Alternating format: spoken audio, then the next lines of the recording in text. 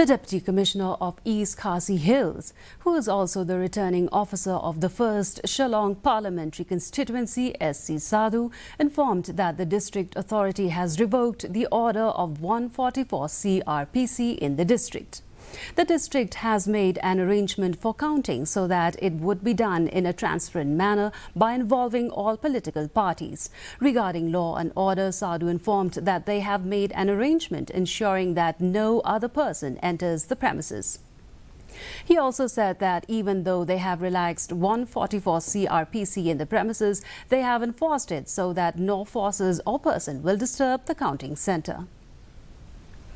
Efficiently and in a transparent manner involving all political parties.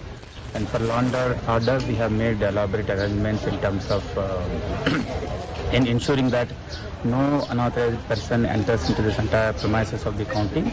And though we have relaxed the provisions of this initial order for 144 with respect to rallies and portions, all other provisions of that order are still intact. That is in the premises, that is still in force, to ensure that no forces or no person or groups disturb the counting process. India has voted